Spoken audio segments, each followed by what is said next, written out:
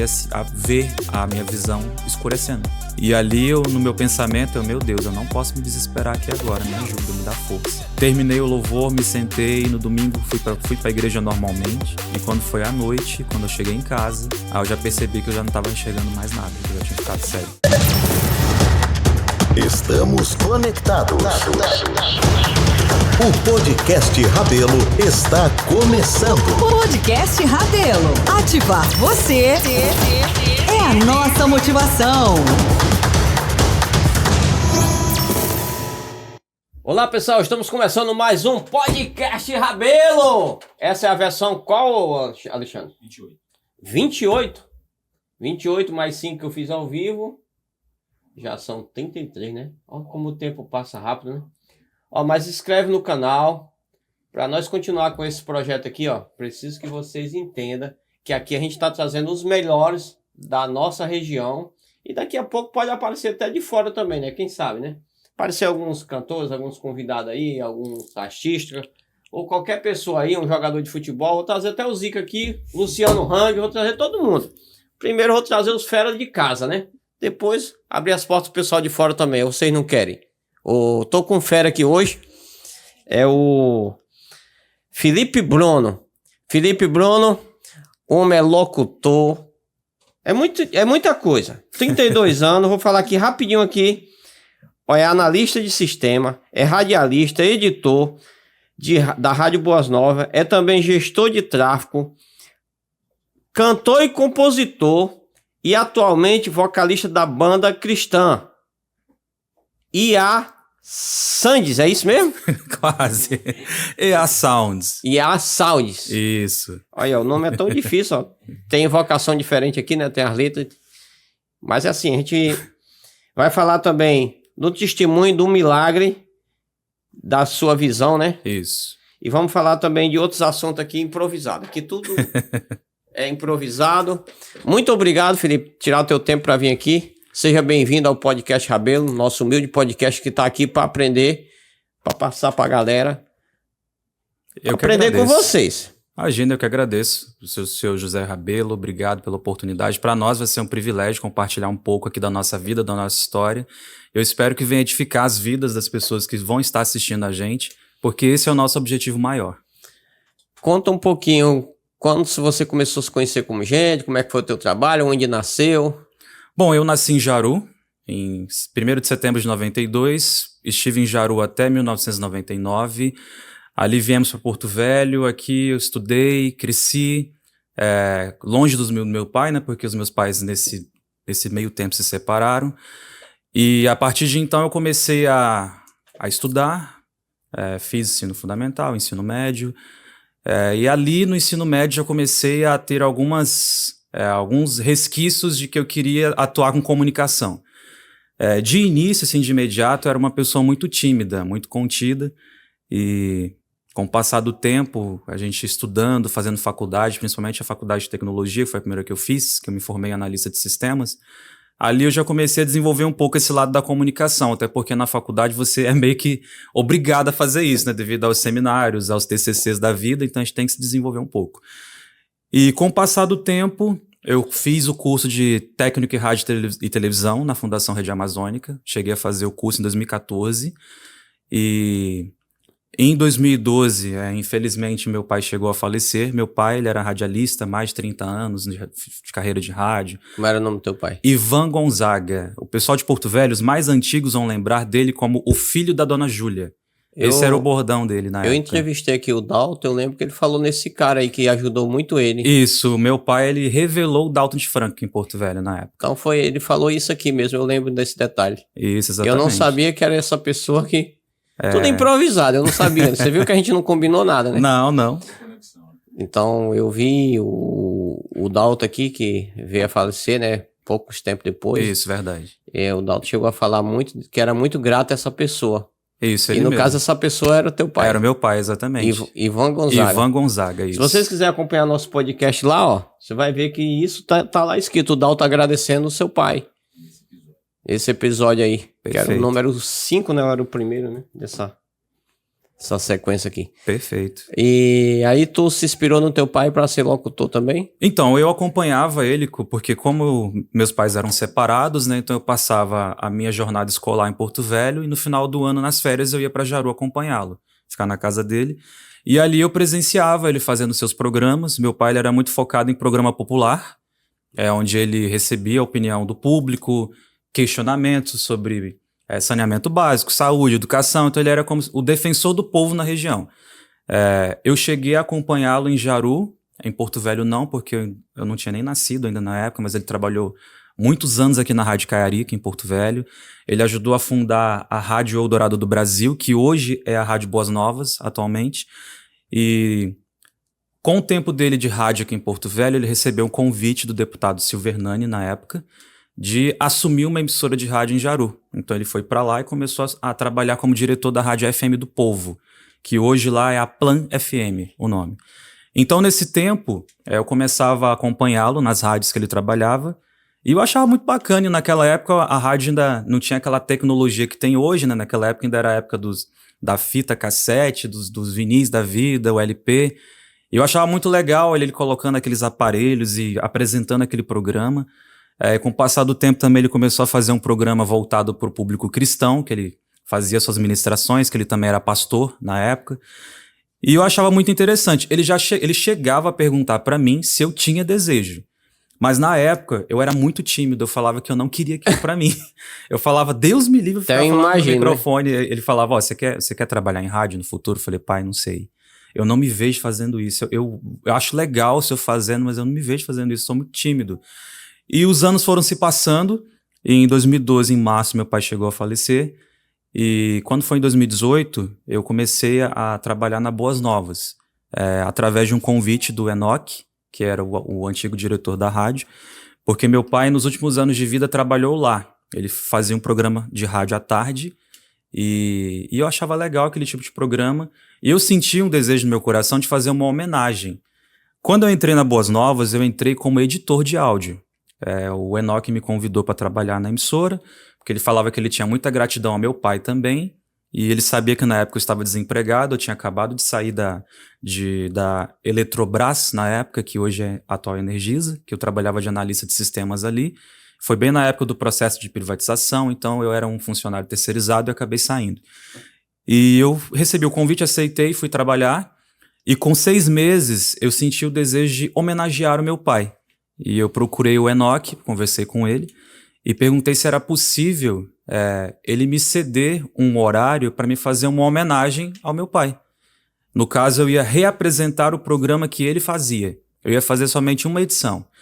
Ele me deu a oportunidade, me deu o horário da noite, porque, segundo ele, na época, a rádio ainda estava na AM. Nesse horário noturno, a audiência não era muito boa, porque não tinha programação. Então ele foi e me concedeu o espaço. Estreiei em setembro. Fiz a primeira edição, o pessoal reagiu bem, a audiência chegou, cresceu.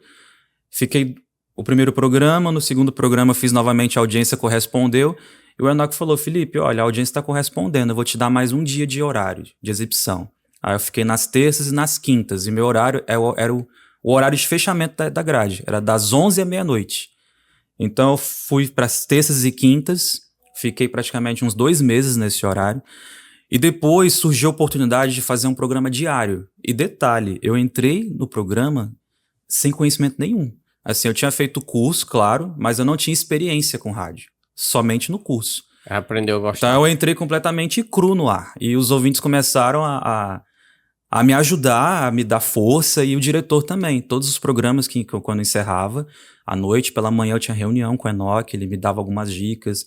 Alguns locutores que se tornaram meus amigos hoje, Silvio Amaral, o próprio Eloy Benarroche, eles me ajudaram muito também a desenvolver, que eu ainda era muito tímido no ar.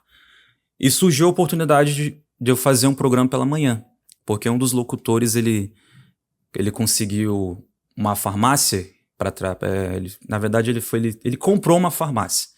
E ele queria empreender, não queria mais apresentar. Então ele se desligou da emissora e o horário ficou vago. E era o horário nobre da emissora, que era das 10 ao meio-dia.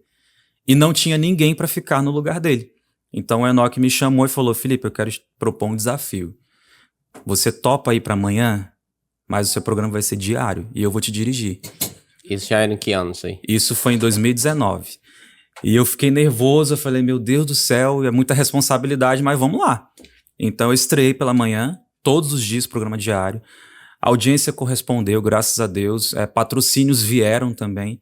E ali eu fui desenvolvendo meu trabalho em rádio e graças a Deus estamos aí há 4 anos no ar. Graças a Deus, hoje meu programa é aos sábados pela manhã, das 10 ao meio-dia. A audiência correspondeu, assim, eu fico muito feliz porque eu entrei para homenagear o meu pai e hoje eu estou praticamente substituindo ele na comunicação. Então eu fiquei muito feliz, muito grato pela oportunidade da Boas Novas ter me concedido. Para eu poder desenvolver a minha área da comunicação, que estava dentro do meu coração, que eu ainda não sabia, mas a partir do pontapé inicial, ela nasceu, cresceu e gerou frutos, graças a Deus. Esse dom também que você tem de cantar e também ser compositor, como é que surgiu isso? Também foi através da comunicação ou foi interesse, ou é talento? Bom, a música para mim foi um mistério.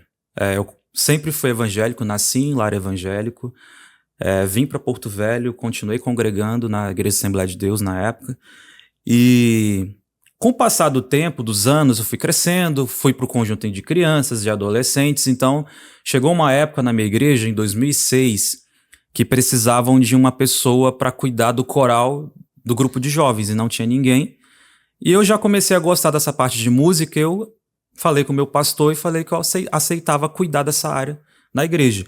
Então ali eu comecei a ouvir muitas músicas, porque eu tinha que repassar para o coral cantar nos cultos, e ali eu fui gostando muito da parte musical. E nessa época, a nossa igreja ainda não tinha músicos, a gente só cantava mesmo com playback.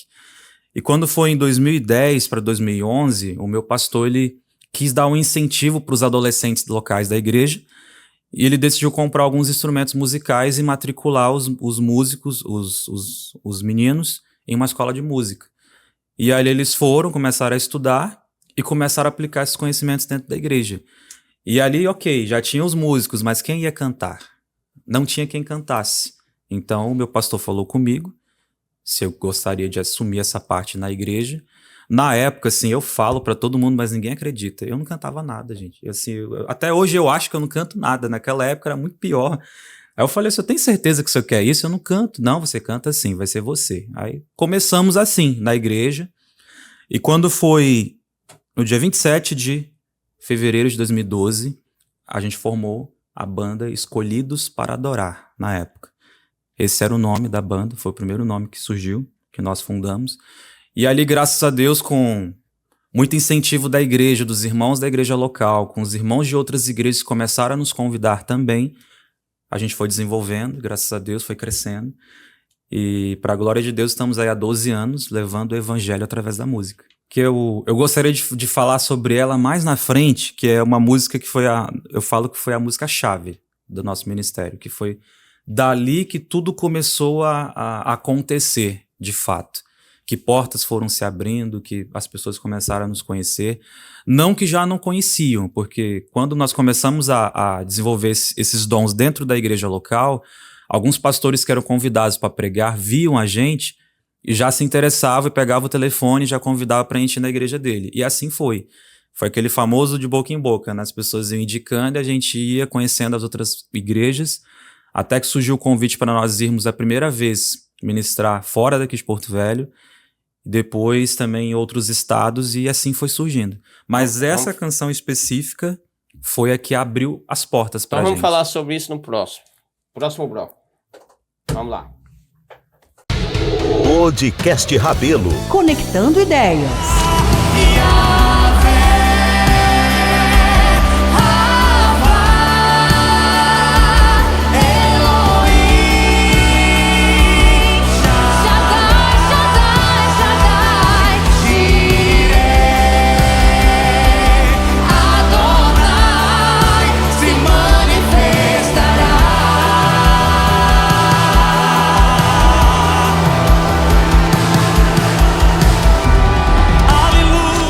Podcast Rabelo. Apresentação: José Rabelo. Olá, pessoal, estamos de volta com o Podcast Rabelo. Estamos trabalhando por conta de Supermercado Rabelo. O mais barato de Porto Velho, você já sabe quem é, né? Supermercado Rabelo. Só não compra quem não quer. Quem tem carro, vende carro. Quem não tem, vende pé. Tem promoção para homem, para menino e para mulher. E não deixe de comentar aí, ó, sobre o nosso convidado, o que você queria saber, que eles vão lá e respondem também. Se não responder, eu vou dar uma ligadinha lá, pedir o nosso diretor para ligar para tirar dúvida. Então, você quer aprender música? Quer aprender sobre comunicação? Tá com o cara certo. O homem sabe tudo. Saber sobre tráfego pago. Nós não falamos sobre esse assunto, né? Vamos falar um pouquinho agora sobre tráfego pago, que ele também entende. O Alexandre também entende um pouquinho ali, né? Tráfego pago. E tem mais coisa aqui, ó. Cantor, compositor, tráfego pago.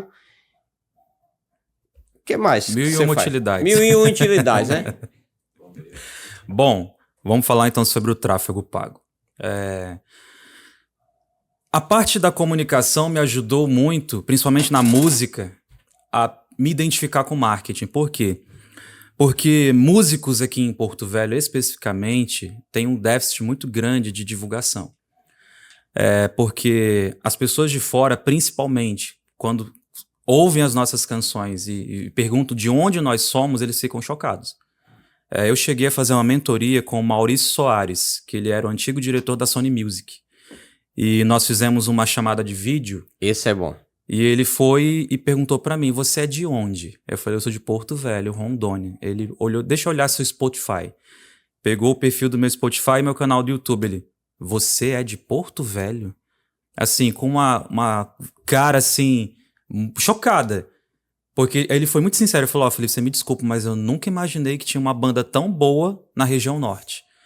Então, assim, a partir desse momento, eu comecei a me dedicar no marketing, especificamente em tráfego pago, para divulgar a minha música. Então, há 10 anos atrás, eu comecei a fazer isso. Eu comecei a estudar essa parte de marketing para artistas e tráfego pago também, e comecei a aplicar dentro da minha banda. A minha banda foi a minha cobaia para mim me especializar. E graças a Deus eu fui estudando, fui alcançando os objetivos que eu queria. E graças a Deus hoje, através desses conhecimentos, claro, e também da relevância que a banda já teve lá fora, devido a esse acontecimento, porque é aquele ditado, quem não é visto não é lembrado. Isso é bem antigo, mas é verdade, né? Então assim, eu não podia somente lançar as canções no canal do YouTube e deixar paradas ali e esperar. A gente sabe que Deus ele faz milagres, mas a gente precisa fazer a nossa parte também. Então eu comecei a trabalhar o meu canal e pessoas de São Paulo, Rio de Janeiro, Belo Horizonte, Espírito Santo, muitas pessoas do Nordeste começaram a conhecer. E graças a Deus tem uma canção nossa hoje que ela já tem mais de 4 milhões de visualizações. 4 milhões? 4 milhões. Caramba! Devido a esses conhecimentos que eu apliquei. E a partir de então, eu comecei a usar esses conhecimentos não só na minha banda, mas também como instrumento de trabalho. Já trabalhei em algumas agências de marketing, inclusive uma, eu estava sendo um dos nossos clientes na época. E hoje eu trabalho por conta própria. Então, assim, eu já tenho um hall de clientes meus que eu trabalho. Principalmente nessa época agora de eleições, muitas pessoas vieram me procurar para fazer essa parte de marketing. Estou fazendo. E assim a gente está desenvolvendo mais e mais essa parte do marketing do tráfego pago propriamente dito. Eu comecei, estudei há 10 anos atrás, apliquei os conhecimentos em mim mesmo antes, para depois aplicar nos clientes e graças a Deus tem dado muito certo. Deixa eu falar uma coisa, tráfego pago, tem muita gente aqui na cidade de Porto Velho que diz que para Porto Velho não funciona direito. Funciona ou não funciona direito ainda? Funciona, é porque você precisa aplicar o método correto para funcionar. Porque para cada negócio tem que ter um sentido, né? Exatamente. Às vezes o tráfego pago é bom, mas a loja às vezes não é o estilo ainda que o cliente entende como tá na internet, né? Então depende do momento da pessoa também ou não? Me fala um pouco Eu sobre falo que o tráfego pago é uma via de mão dupla. Você me contrata para fazer o tráfego para o Rabelo, por exemplo. O seu objetivo é atrair clientes para sua loja e garantir os melhores produtos para sua empresa. Não vai adiantar eu trazer clientes para sua loja, isso hipoteticamente falando, e a pessoa chegar e, por exemplo, eu quero encontrar o macarrão da marca X, e ele chegar aqui e não ter. Ele vai embora, ele não vai comprar nada de você. E muitas das vezes, alguns clientes eles não entendem isso. Eles acham que nós, gestores, nós temos a obrigação de fazer a loja vender. Mas o objetivo do tráfego pago é atrair clientes. Aí quem faz a conversão É a loja, é a equipe, os vendedores. Eu trabalhei com uma empresa que, infelizmente, para eles não deu certo, teoricamente falando, mas eu fui descobrir o porquê. Eu só não vou poder falar o nome, né? Mas eu fiz o tráfego para essa loja e ela queria vender os itens daquela loja a qualquer custo. E nós fizemos o tráfego, direcionamos o público, era um público classe AB, então era público alto padrão. Os clientes entravam em contato pelo WhatsApp da loja Ninguém e responde. os vendedores não respondiam. Aí depois a proprietária me procurava, ué, mas não vendeu nada. Eu olhava o relatório e falei, ó, mais de 20 pessoas mandaram mensagem para vocês. Ah, mas não chegou. Eu cheguei a ir na loja, pegar o telefone da loja e eu olhei e tava lá. Falei, gente, olha essas mensagens aqui ó, que vocês não responderam. Aí eu falei, aí não adianta vocês quererem responsabilizar o profissional se vocês não estão fazendo a parte de vocês. Então, assim, o que eu falo para você, quer investir em tráfego pago em Porto Velho? Funciona. Funciona muito bem. Só que você precisa ter uma equipe preparada para receber o público que vai chegar até vocês, para fazer a conversão de venda. Mas funciona assim. É verdade, pessoal. Olha, tráfego pago, eu já em 2016, não com tráfego pago, mas com Facebook na época, eu já sabia que funcionava, mas eu não sabia que tinha que impulsionar aquele negocinho. E depois que eu aprendi, foi onde... Aprendi um pouco, que eu falo. Naquele momento o Facebook era bom, agora já é outras coisas. Daqui a pouco é inteligência artificial, é isso? Agora, no momento, as redes do momento é o TikTok e também o próprio Instagram agora com o Reels, né? Porque antigamente no Facebook a galera consumia muito fotos, né? E hoje em dia o material que é mais consumido são vídeos. Inclusive eu vi uns vídeos seus muito criativos, parabéns, achei muito legal aquele vídeo da polícia, você sendo preso ali, eu achei muito legal aquela ideia. Eu vi que algumas pessoas não entenderam, né? Assim, algumas pessoas mais... O pessoal tava pensando que eu tava preso mesmo. Pois então... Eu aprendi com o diretor aqui, ele ensina umas putarias aqui, aí eu comecei a aprender com ele aqui, eu criei minhas ideias, digo, esse bicho saiu daqui porque tem que trabalhar em outro lugar, porque ele tá precisando, e ele me ajuda aqui no podcast, outras coisas, mas foi trabalhar na outra rádio aí, ele abandonou porque o patrão aqui é Melisa ainda, né, e não aguentei pagar o salário do homem ali. Olha... É brincadeira, mas é uma coisa que a gente fez pra dar menos dor de cabeça, na questão que eu falo de... Assim, o cara precisa de estar em vários lugares, ele tem vários compromissos, é muita coisa, e para ficar aqui dentro direto no mercado é complicado, entendeu? Foi um negócio que a gente foi bom por dois lados. Mas olha, eu achei muito interessante e eu vejo que você aplica muito isso no seu supermercado, é por isso que atrai muito público, porque eu vejo que você não tem receio de investir em publicidade, e isso é muito bom. Porque tem muitos empresários que ficam presos e depois ficam frustrados porque não conseguem alcançar os seus objetivos. E você, eu já vi a sua entrevista uma vez que você deu lá no programa do Trajano e eu achei muito interessante a tua história de vida. Então, assim, parabéns mesmo por você ter chegado onde chegou. E eu creio que tem muito mais de Deus para sua vida ainda, é só o começo. Eu creio, gente, que eu tô aprendendo agora, né? Eu acho que na vida, se a gente não começar a se divulgar, não vai ser conhecido. Então, com certeza. Feio ou bonito, ou gordo, ou qualquer jeito, você tem que se divulgar. E quem não é visto, que nem tu falou, não é lembrado. Então, eu aprendi isso. Porque, mas você não fala direito, não é muito bom. Cara, quando você começou na rádio, que nem tu falou aqui no começo, né? Tu sabia? E quando tu começou a cantar, tu sabia? Então tem gente que quer crescer, mas não quer começar. Exatamente. Quando eu comecei esse mercado em 2013, eu vendi R$58. Se eu tivesse desistido, e agora já quebrei umas 3 vezes, se eu tivesse desistido nas 3 vezes que quebrou, já era, acabou. Ninguém vai lembrar mais. Então se você não continuar, e se eu não melhorar, a concorrência vem e vai atropelar. Com certeza. Então eu tenho que melhorar. Ou vou melhorar, ou vou sair de mercado. Você não cresce para baixo, só cresce para cima. Se você começar a dizer, tá caindo, mas tá bom, tá caindo, tá bom, daqui a pouco a concorrência vem e atropela. Exatamente. Se você não melhorar tuas músicas, criar outras novas, não vê aquela música que estoura? Da hora pra outra aquela música sumiu, né? Exatamente. Então tu tem que pensar em criar outras, porque essa que já foi muito vista, mas até as músicas dos grandes famosos, você vê cantar aquela Moranguinho, né? Tem uma música aí tal de Moranguinho do Nordeste, que era sucesso, hoje ninguém nem vê mais cantar. Então tem que inovar todo o tempo, não é verdade ou não? É verdade, né? Principalmente na música tem que ter constância. Porque senão você acaba se tornando o famoso cantor de uma música só. Porque você não lança outras e não alcança, não geram novos hits, que esse termo é muito usado na música. Você tem que ir atrás dos hits. Na música cristã, a gente tem que ir atrás das músicas congregacionais, que são aquelas que têm a chance maior das igrejas cantarem, porque senão você acaba caindo no esquecimento. Mas falando nessa música que fez sucesso, que algumas pessoas não conhecem, canta um pouquinho dela, fala um pouquinho sobre a história dela, que já deu mais de 4 mil visualizações, menos um refrãozinho. 4 milhões? Então, essa canção, originalmente, ela não é nossa. Ela é uma canção de uma banda da República Dominicana. Eu conheci essa canção através da minha esposa em 2022, no finalzinho do ano. A gente estava se preparando já para dormir, para no outro dia a gente seguir com os nossos trabalhos. E ela estava olhando ali o TikTok e chegou esse vídeo para ela, dessa canção em espanhol. E ela ouviu, olha meu amor, que linda essa canção. Eu olhei o vídeo e falei, nossa, muito bonita a música. Ela, por que você não vai atrás do compositor, ver se você consegue gravá-la em português? Porque não tinha ainda a versão em português no Brasil. E era uma canção que já tinha se tornado viral aqui no Brasil com a versão em espanhol.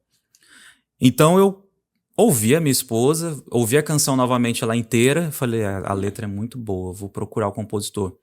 E comecei a vasculhar as redes sociais e achei o Elimar de la Rosa Martínez, o compositor. E entrei em contato com ele pelo WhatsApp, eu não tinha conhecimento nenhum de espanhol. O tradutor do Google foi o meu auxílio ali. Uhum. E eu comecei a conversar com ele em espanhol, porque ele não falava português. E ele só falava inglês e espanhol. Eu comecei a conversar com ele, falei que eu era do Brasil, que eu tinha ouvido a canção, que a canção já tinha se tornado muito conhecida aqui e que ainda não tinha versão em português. E se ele me autorizava a traduzir a canção e gravar em português. E ele disse que eu podia, me concedia a autorização para gravar em português. E nós começamos a desenvolver esse projeto. Esse projeto foi um projeto relâmpago. Eu falei com ele no finalzinho do ano de 2022, quando foi em março de 2023, a gente já tinha lançado a canção. Então, foi muito rápido. Porque, assim, na música cristã, hoje, não era para ser assim, mas infelizmente tem muita concorrência. Tem muitas pessoas que estão só esperando um hit estourar lá fora para gravar em português aqui. Uhum. Eu conheço muitos cantores de São Paulo que eles fazem isso. Eles têm assessores que ficam 24 horas ouvindo canções internacionais, vendo o que tá dando bom lá para trazer para cá. E essa música, ela foi praticamente um achado, porque ninguém tinha ido atrás ainda. Uhum. Então eu cheguei a traduzir, com o auxílio de um amigo, que ele é professor de espanhol, nós traduzimos a letra, e ali produzimos a canção, gravamos o videoclipe e lançamos em março. Quando foi em 3 meses, ela já tinha chegado em 500 mil visualizações. E detalhe, eu não tinha colocado tráfego pago ainda. Por que isso aconteceu? Porque a canção em espanhol já tinha sido conhecida, já estava viralizada, e aí o pessoal procurava em português e não achava. E quando eu lancei, eles encontraram e começaram a ouvir. Então, a partir desse momento, a canção foi crescendo, e hoje, graças a Deus, ela está com 4 milhões e 800 mil visualizações lá no YouTube. Graças a Deus. Foi uma canção assim que eu falo que foi um divisor de águas no nosso ministério. Foi a partir daí que muitas pessoas chegaram a nos conhecer. Inclusive, alguns artistas muito relevantes chegaram a vir falar comigo, que gostaram da produção e tiveram a mesma surpresa que o Maurício Soares sobre nós sermos de Rondônia, porque o vídeo ficou muito bom. O Thiago Oliveira caprichou na qualidade visual. O nosso produtor musical também caprichou muito no áudio. Então, assim, se você ouvir a música e ouvir de outros cantores famosos, como Aline Barros, Estela, Fernanda Brum, Fernandinho, esses mais famosos, você vê que não perde em nada em questão de qualidade. E as pessoas ficam admiradas porque é um trabalho de Rondônia. E um trabalho de Rondônia ter sido conhecido a nível nacional pra gente é muito gratificante. Então, depois do intervalo, você vai cantar um pouquinho dela, Perfeito. Né? Tá bom. Vamos lá pro próximo bloco. Podcast Rabelo. Conectando ideias. A explosão de cadastros do Clube de Vantagens do Supermercado Rabelo é sucesso total. Gente, eu tô muito feliz. Ganhei R$200 de vale compra do Supermercado Rabelo. Aqui é a Heloísa Pereira. Obrigado, pessoal do Rabelo. Olá, sou Gislaide Brasil. Eu ganhei do Supermercado Rabelo um vale compra no valor de R$200. Obrigada, Rabelo. Cadastre-se no Clube de Vantagens, você também, e participem. Saiba mais seguindo as nossas redes sociais. Podcast Rabelo. Apresentação: José Rabelo. É isso aí, pessoal. O podcast tá animado hoje e o tempo tá voando. E estamos com Felipe Bruno. O homem tem uma história impactante para você, ó. Tá, a minha história de milagre aconteceu em outubro de 2016. Eu fui diagnosticado com descolamento de retina no meu olho direito. Eu estava voltando do meu trabalho, estava no trânsito e começando a ver umas manchinhas pretas no meu olho direito. E eu não sabia o que era, fiquei preocupado, fui para casa, no dia seguinte fui trabalhar e os sintomas começaram a aumentar, as bolinhas começaram a crescer. Então aí eu decidi procurar um oftalmologista e fui no oftalmologista que não era o meu mesmo, que já cuidava dos meus olhos desde criança, porque eu sempre usei óculos desde pequeno. E na época eu trabalhava na Eletrobras, então eu tinha um plano de saúde e consultei com um médico do hall. E ela fez uma bateria de exames e diagnosticou que eu tinha descolamento de retina no meu olho direito. E que se eu não fosse operado logo eu ia ficar cego. E eu estava com a minha mãe na época, ela fez uma carta à mão, porque ela não queria me operar, ela queria que eu fosse operado em Goiânia. Porque ela disse que o meu caso era muito delicado, então ela tinha receio de fazer aqui e fez uma carta a punho para minha mãe, entregou na mão dela e falou: se você ama o seu filho como eu amo meus filhos, vai para tua casa, faz as malas e pega o primeiro avião e leva ele para Goiânia, senão ele vai ficar cego. E a gente foi para casa, nós ficamos assim perplexos com a notícia que a gente recebeu. E chegando em casa a gente fez uma reunião familiar e ali a gente conversou e decidiu pagar a consulta no particular para o meu próprio médico ver esses exames e constatar se era de fato verdade ou não. Então, no dia seguinte eu fiz isso, fui no meu próprio oftalmologista, que já cuidava de mim há mais de 20 anos, e ele fez os mesmos exames que a doutora fez e ele disse que eu não tinha nada, que era um erro médico, que não tinha absolutamente nada, que eu podia seguir com a minha vida normalmente. E assim eu fiz, continuei trabalhando, continuei estudando, continuei fazendo o meu chamado, que era cantar, ministrar louvor nas igrejas, até que chegou um dia que eu estava num congresso de jovens na Assembleia de Deus, e chegou a minha vez de cantar. E eu subi no altar, comecei a cantar, e ali eu comecei a ver a minha visão escurecendo. E ali, no meu pensamento, meu Deus, eu não posso me desesperar aqui agora, me ajuda, me dá força. Terminei o louvor, me sentei, e no domingo fui para a igreja normalmente, e quando foi à noite, quando eu cheguei em casa, eu já percebi que eu já não estava enxergando mais nada, que eu já tinha ficado cego de um dos olhos. E ali o desespero bateu, só que ao mesmo tempo eu tive que ficar um pouco mais contido, porque eu não queria assustar ninguém na minha casa. E eu esperei no outro dia todos saírem de casa. Liguei para um amigo meu para ele pegar meu carro para dirigir, porque eu não tinha mais senso de direção, porque eu só estava vendo com o olho só. E nós fomos no meu médico, que disse que eu não tinha nada. Cheguei lá, ele não quis me atender.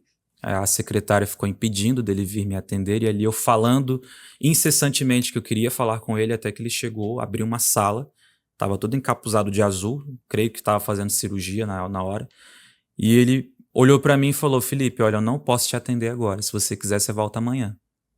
E voltou para a sala, e me deixou ali, e ali naquele momento eu falei, meu Deus, e agora? E ali, em alto e bom som, eu ouvi uma voz de Deus falando: vá lá onde você foi a primeira vez. E eu voltei lá e cheguei no secretário, falei a situação, clínica lotada de pessoas, eu entrei na frente de todo mundo. E assim que eu cheguei dentro da sala, a primeira coisa que ela me pergunta: você não fez a cirurgia que eu te pedi, né? Eu falei: doutora, me desculpa, não fiz, porque eu não lhe conhecia, na verdade eu não lhe conheço. É a primeira vez que eu vim aqui, a senhora me dá um diagnóstico desse pesadíssimo. Eu fiquei sem reação, não tinha como eu sair daqui de Porto Velho, sem condição para sair daqui para ir para Goiânia. Meu oftalmologista disse que eu não tinha isso, eu acreditei neles. Me desculpa, mas eu não consegui acreditar. Ela falou: não, eu entendo você e tal, mas vamos ver como é que tá agora a situação. Fiz vários e vários exames ali, ela pegou os resultados e falou: olha, infelizmente eu não tenho boas notícias para você. Você perdeu sua visão. Ixi. E ela falou: olha, a gente vai fazer uma cirurgia de tentativa de reversão. Não garanto que você volte a enxergar. Então, depois de uma semana, fui para o centro cirúrgico e ali as coisas começaram a acontecer. As ações de Deus, eu falo. Eu estava deitado numa maca, já preparado para ser anestesiado, para aplicar o sedativo, a anestesia nos olhos, porque primeiro eles aplicam um sedativo em você para depois aplicar o anestésico no olho, para você não se mexer. E eu estava cantando ali, eu estava cantando deitado, e uma enfermeira viu eu cantando, louvando a Deus, e ela chegou em mim e falou: "Nossa, você é evangélico?" Eu falei: "Sou sim, graças a Deus." E ali Deus começou a usar pessoas para falar no meu coração, porque eu estava muito preocupado. E ela lança a seguinte palavra, falou: "Então você confia em Deus que vai dar tudo certo para você." E ali eu já comecei a ficar mais tranquilo, entrei na sala de cirurgia. A cirurgia você fica acordado o tempo todo. A doutora reuniu a sua equipe e ela falou: "Olha, gente, esse caso do Felipe aqui é praticamente um caso perdido. É praticamente impossível de acontecer alguma coisa. Nós vamos tentar fazer alguma coisa, mas vamos ter fé em Deus que vai dar tudo certo." E ali ela já lançou essa palavra já de encorajamento e fé para os corações de toda a equipe. E eu, em pensamento, enquanto eles estavam mexendo nos meus olhos, operando ali, conversando, eu falava: "Deus, em nome de Jesus, toca nas mãos desses médicos aqui. Porque se o Senhor fizer o milagre que eu creio que o Senhor vai fazer, eu não quero que as pessoas simplesmente ouçam eu falar. Eu quero que as pessoas vejam com seus próprios olhos que o Senhor ainda continua fazendo milagres." E ali a cirurgia foi feita, terminou depois de umas 8 horas. Caramba. Foi muito tempo. E ela falou: "Ó, a cirurgia é feita, Felipe, agora é com Deus e com você." Eu falei: "O que que eu preciso fazer?" Ela falou: "Você não pode comer isso, não pode comer aquilo", aquelas situações de praxe quando qualquer pessoa faz uma cirurgia. Repousar, né? Isso. E ela falou: "E tem um detalhe muito importante, que se você não obedecer, não vai adiantar. Você precisa ficar de cabeça para baixo." Eu falei: "Tá, mas quanto tempo?" "O dia inteiro, 24 horas. E tá bom, como é que eu vou dormir?" Ela falou: "Olha, infelizmente não tem muito o que fazer. Ou você coloca a sua cabeça para fora da sua cama, ou você compra um travesseiro especial que tem na internet, mas eu acredito que não vai dar tempo de chegar, porque ele não tem aqui, é importado." Então ali começou meu dilema. Eu tive que ficar de cabeça para baixo, assim, inclinado, 24 horas. Eu só podia levantar para comer e voltar. E eu perguntei: "Quanto tempo que eu vou ficar assim?" 3 dias? Uma semana? Ela falou: "Não, você vai ficar 3 semanas, 21 dias. Aí você imagina, você 21 dias o tempo todo, assim, olhando para baixo. É horrível." Terminou esse pós-operatório, a visão não voltou da forma que eu esperava. Ela voltou, assim, como se eu tivesse mergulhado dentro de um rio muito sujo. Eu só via aquela cor, assim, meio marrom, amarelo, mas eu não identificava objetos nem pessoas. Praticamente eu não via nada. Então, eu tive que me readaptar. Então, eu comecei o processo de readaptação no trabalho. Consegui me readaptar para dirigir com um olho só. Então, continuei seguindo a minha vida, porque eu fiz a minha parte. Eu orei para Deus. Esse tempo foi o tempo que eu mais orei para Deus na minha vida, pedindo o milagre, clamando. E eu acabei entendendo que não era o que Ele queria para mim. Então, eu tive que aceitar. Então, eu me readaptei, me realoquei com o trabalho. E quando foi em janeiro do ano seguinte, de 2017, aconteceu a mesma coisa com o esquerdo. Vixe. As mesmas coisas. Quando eu fui operado do olho esquerdo, eu já tinha perdido 75% da visão do esquerdo. Aí você imagina, eu já tinha perdido 100% do direito, 75% do esquerdo. Então, fui operado novamente. Fiquei mais 21 dias olhando para baixo.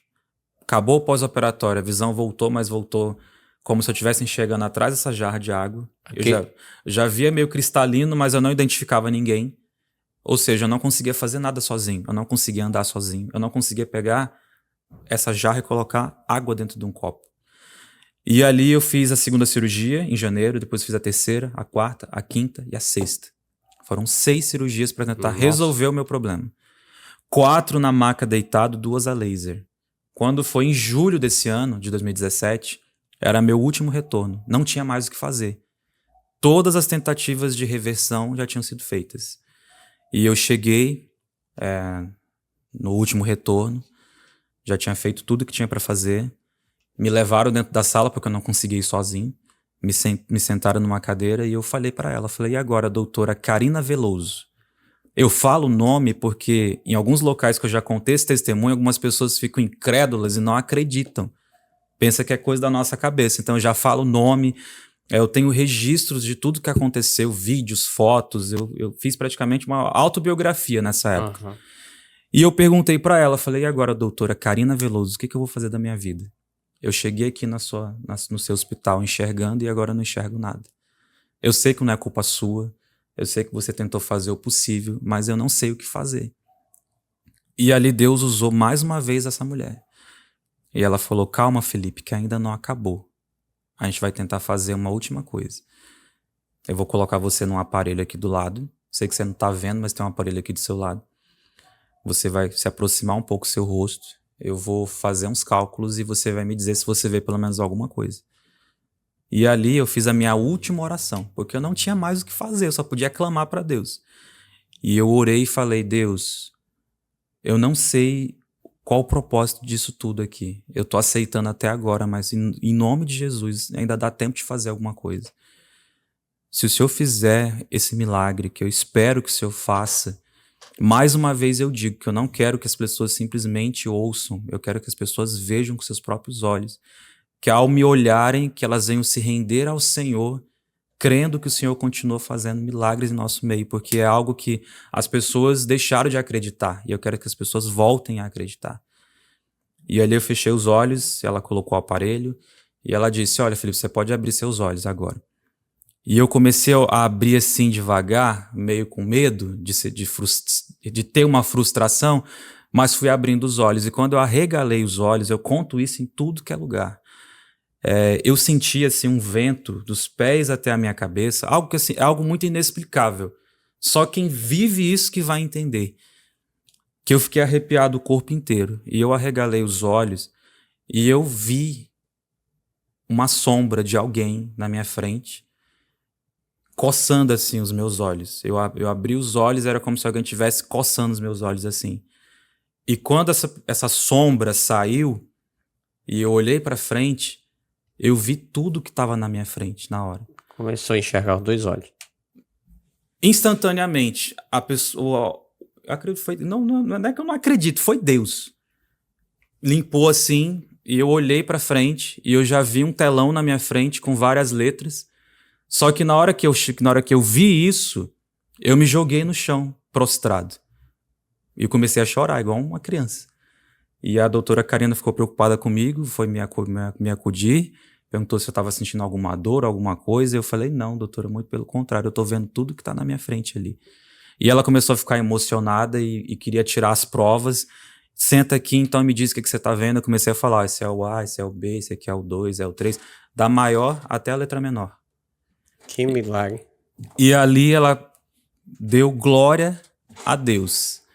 Eu até falo isso nas minhas pregações, quando eu vou pregar nas igrejas também, eu falo, você tem a noção do poder de Deus, de fazer a própria medicina dar glória a Ele? É algo assim inexplicável. E depois que tudo isso aconteceu, inclusive se você quiser eu posso mandar essas fotos. A gente tirou uma foto, tanto eu quanto ela, com os olhos muito vermelhos, que a gente chorou muito nesse dia. E ela sentou comigo e ela falou, olha, Felipe, em 30 anos de oftalmologia eu nunca vi isso aqui acontecer. Você veio aqui com um problema, mas você enxergava. Era impossível você não ter perdido nada da tua visão depois de tantos procedimentos cirúrgicos que você fez. E eu olhando aqui o relatório médico que eu tirei agora de você, você não perdeu nada. Por isso, ó, pessoal aí, que Deus é o Deus do impossível. Ele confunde até a cabeça dos médicos, né? Felipe, nosso horário tá encerrando aí, mas dá tempo de nós fazer um bate-bola aqui. Vamos lá. Parabéns pela sua história, mas vamos para um bate-bola que ainda dá tempo. Fala um pouquinho sobre vida. O que é vida com poucas palavras? Vida para mim é o fôlego. É a oportunidade que Deus nos dá para ser uma pessoa melhor. Para mim a vida é agora, né? Vamos lá, família. Família é alicerce. Política. Política é construção para uma nova oportunidade para os cidadãos. Trabalho. Trabalho é edificação do homem. Paixão. Paixão é um sentimento profundo onde nós expressamos nossos sentimentos reais, verdadeiros e sinceros. Sonho. Um sonho é atingir os meus objetivos na minha carreira musical. Saúde. Saúde, pra mim, é um ponto primordial. Sem saúde, você não consegue fazer nada. Um arrependimento. Meu arrependimento maior é de eu não ter demonstrado ao meu pai que eu tinha esse dom no meu sangue e ele não chegou a ver com seus próprios olhos. Religião. Religião é uma base para você se tornar uma pessoa melhor, de caráter, procedência e respeito. Casamento. Casamento, tudo. Amor. Amor, o maior sentimento que o ser humano pode sentir. Hoje eu não vou comentar sobre, porque o nosso tempo tá estourado, mas... Então deixa o teu nome, a tua página, pro pessoal seguir aí, pro pessoal ver lá o vídeo lá. Tem lá o vídeo, né? Tem sim. Aí o pessoal vê isso aí completo lá. Bom, você pode ver nas nossas redes sociais, o nosso perfil do Instagram. Deixa o telefone também. O meu pessoal é @ofilipebruno. O perfil da nossa banda é @EASoundsOficial. Nosso canal do YouTube também é EA Sounds Oficial. Nosso WhatsApp é 992962727. Se você quiser convidar a nossa banda para ministrar na sua igreja, no seu evento, para nós vai ser um privilégio. 992962727. Mais uma vez, obrigado pela oportunidade. Para mim é um prazer estar aqui no seu podcast. Sua história é muito impactante. Amém. E que Deus continue abençoando a sua vida e também a vida de todos que estão nos assistindo. Muito obrigado a todos. A sua voz que está a te dizer, filho meu, não temas, não temas, não temas, não temas, tenha fé e espera.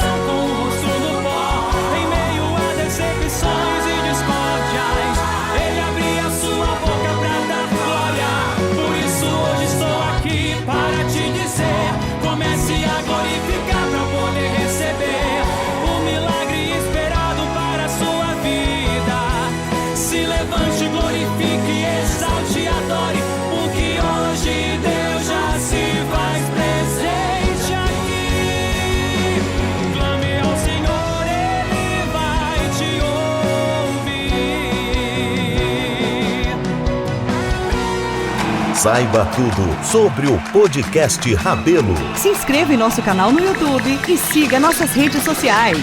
Curta, comente e compartilhe nosso conteúdo para abençoar vidas.